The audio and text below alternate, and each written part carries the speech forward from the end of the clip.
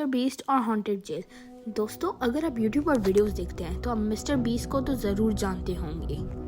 In fact आप ये भी जानते होंगे कि मिस्टर बीस्ट अपने वीडियोस में अलग अलग चैलेंजेस भी करता है।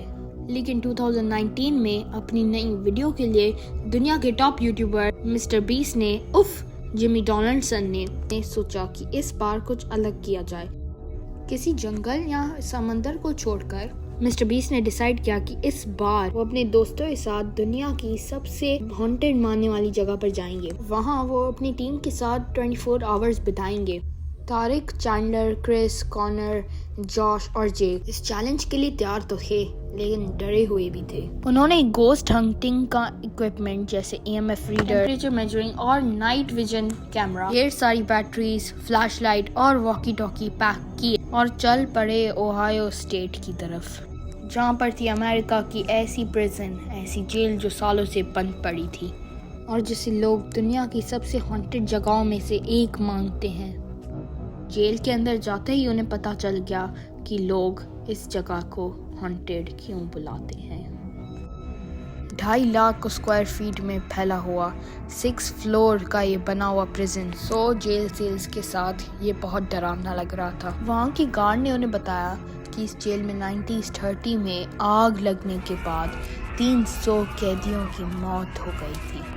कई कैदी तो उस जेल में आपस में लड़ते लड़ते ही मर गए और कईयों ने खुद को ही मार डाला।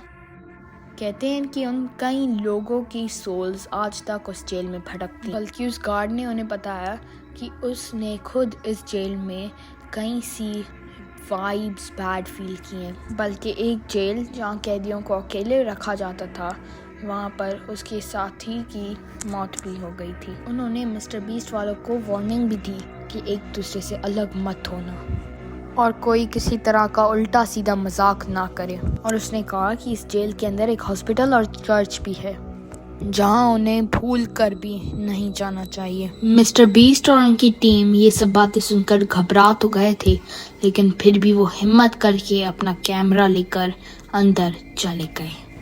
उनका मकसद था कि ये देखना कि वहाँ पर सच में भूत या कुछ होता तो नहीं है, और अगर भूत है तो वहाँ पर 24 आवर्स चैलेंज पूरा करके आना।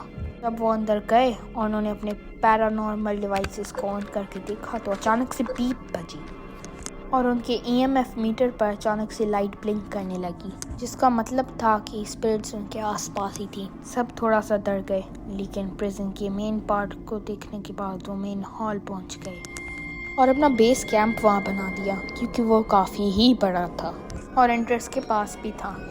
फिर मिस्टर बीस्ट ने अपनी टीम को आइडिया दिया कि उन्हें अलग अलग होकर जगह को फिर से एक्सप्लोर करना। डिसाइड हुआ कि चैंडलर, मिस्टर बीस्ट और जॉश हॉस्पिटल को एक्सप्लोर करेंगे और क्रिस, जेक, कॉनर, तारिक सॉलिटरी कन्फाइनमेंट को, वही जेल जहाँ कैदियों को बंद करके रखा जाता था। मिस्टर बीस्ट, चैंडलर और जॉश हॉस्पिटल की पुरानी सीढ़ियों पर चढ़कर हॉस्पिटल के कॉरिडोर्स में अपने EMF रीडर्स के साथ वीडियो रिकॉर्ड कर रहे थे। तभी वहाँ उन्हें एक कमरे के अंदर टेबल और पोस्टर का कटआउट देखा। वो पोस्टर पॉपुलर फिल्म्स का था। ये देखकर वो दोनों उन मूवीज़ पर जोक करने लगे। तभी चैंडलर के हाथ में जो EMF था उसकी लाइट ब्लिंक करने लग गई और उसी मोमेंट पर मिस्टर बीस्ट को ऐसा लगा कि कहीं से जोर का सायरन बज रहा हो। बात बहुत ही अजीब थी, क्योंकि वहाँ पर कोई भी एक्टिव सायरन नहीं था और तो चैंडलर और जॉश को कुछ सुनाई भी नहीं दिया। जब मिस्टर बीस्ट ने उनके EMF को सायरन की तरह पॉइंट किया तो वो और ज़्यादा तेज़ी से बीप बीप करने लग गया। वो लोग उस सायरन की तरफ जाने लग गए और तब EMF मीटर और भी ज़ोर ज़ोर से बीट करने लगा और तभी एक खुले कमरे की तरफ EMF मीटर बिना रुके ब्लिंक करने लगा। जैसे ही मिस्टर बीस्ट ने कमरे के अंदर जाने की कोशिश की तो उसका सर भारी होने लगा, जैसे उसे चक्कर आने लग गए। इसलिए मिस्टर बीस्ट थोड़ा पीछे आ गया, लेकिन मिस्टर बीस्ट को पता था कि सायरन की आवाज़ थोड़ा पीछे से आ रही थी। वो उसकी तरफ बढ़ने लगा। उन तीनों को रियलाइज़ हुआ कि वो इतनी देर घूमने के बाद एक सर्कल में ही घूम रहे थे, जो कि बहुत ही अनयूजुअल था, क्योंकि उन्हें याद था कि वो बार बार कोई दूसरा रास्ता ही ले रहे हैं। वहीं तारिक, क्रिस, जेक और कॉनर सॉलिटरी कन्फाइनमेंट ब्लॉक के अंदर थे। ये वो जगह थी जहाँ कैदियों को बिना खाने और पीने के अकेले एक कमरे में छोड़ दिया जाता था। वो लोग नाइट विजन कैमरा लेकर एक हॉन्टेड हॉटस्पॉट या मेन स्पॉट पर पहुंचे, जहां उन लोगों ने उस गार्ड से उसके साथी गार्ड की मौत की कहानी सुनी थी। एकदम से क्रिस का सर भारी होने लगा और उसे सांस लेने में तकलीफ होने लगी। जेक, जो उस कमरे की डरावनी चीजों को देख रहा था, अचानक से जोरों से चिल्लाने लग गया।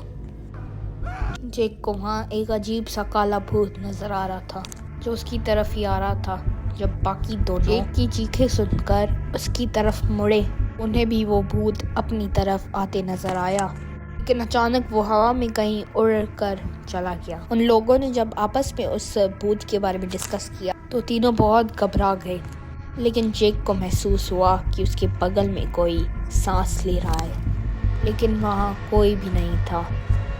और अचानक से वो काला भूत उनके ठीक सामने आकर खड़ा हो गया। उसे देखते ही वो तीनों चिल्लाते हुए वहाँ से भाग गए और वॉकी टॉकीज पर अपनी टीम को डरते हुए ये बात बताने लग गए। मिस्टर बीस्ट, चैंडलर और जॉश ने उनकी बातें सुनी, लेकिन उन तीनों को लगा कि वो चारों उनसे प्रैंक कर रहे हैं और उनको डराने की कोशिश कर रहे हैं। लेकिन उन चारों के बताने से पहले वॉकी टॉकी पर एक अजीब सी आवाज़ आई। वॉकी टॉकी बंद हो गया। उस प्रिजन जेल में एक पुराना चर्च भी बना हुआ था। मिस्टर बीस्ट ने सोचा कि अब बस वो उस चर्च को देखेंगे और जगह से निकल जाएंगे, क्योंकि अब मिस्टर बीस्ट को अपने दोस्तों के लिए डर लग रहा था। वो चर्च पहले एक एग्जीक्यूशन हॉल था जहाँ पर लोगों को फांसी दी जाती थी। कहते हैं वो कई लोग जिनको वहाँ पर फांसी दी गई थी, उनकी सोल्स अब तक उस चर्च के एरिया में घूमती हैं। मिस्टर बीस्ट वहाँ प्रीस्ट की एक्टिंग करते हुए चैंडलर को सीट पर बिठाकर उसे वहाँ थैंक यू बोलकर उस जगह की हॉन्टेड होने की बात करने लग गया। तभी एकदम से उसका वॉकी फिर से बजने लग गया, लेकिन वॉकी टॉकी पर उस पार क्रिस उसकी लोकेशन पूछ रहा था। मिस्टर बीस्ट ने मजाक किया और अपनी लोकेशन उसे बता दी, लेकिन तभी वॉकी टॉकी पर एक अजीब सी डिस्टर्बेंस आई और उसे ऐसा लगा कि एक औरत उस वॉकी टॉकी पर कुछ अजीब सा बोल रही है। जब उन तीनों ने ध्यान से सुना तो उस वॉकी टॉकी पर एक औरत की अजीब सी बोलने की आवाज आई, इट्स रेनिंग आउटसाइड, यानी बाहर बारिश हो रही है। और ये आवाज़ उन तीनों को नॉर्मल औरत की नहीं लग रही थी, बल्कि बेहद डरावनी लग रही थी। बल्कि चैंडलर को तो ऐसा भी लग रहा था कि वो औरत एक अजीब ढंग से हंस भी रही है। और फिर अचानक ही वो आवाज़ आनी बंद हो गई। उन तीनों को समझ नहीं आ रहा था कि उनके साथ अभी क्या हुआ, तो वो वहाँ से निकलकर वापस मेन हॉल की तरफ अपने बेस कैंप पर पहुँच गए। लेकिन तभी उन्होंने नोटिस किया कि बाहर तेज़ बारिश शुरू हो गई और बिजली की आवाज़ें भी आ रही हैं। ये देखकर चैंडलर और जॉश काफ़ी डर गए थे, लेकिन मिस्टर बीस्ट को काफ़ी मज़ा आ रहा था और मिस्टर बीस्ट के दिमाग में कुछ और ही चल रहा था। क्या चल रहा था मिस्टर बीस्ट के दिमाग में और क्या हुआ मिस्टर बीस्ट के दोस्तों का जिन्हें वो काला साया नज़र आया था, ये सब जानने के लिए हमारी दूसरी पार्ट का इंतज़ार करें। तब तक के लिए हमारे चैनल सब्सक्राइब करें, इस वीडियो को लाइक करें और अल्लाह हाफ़िज़।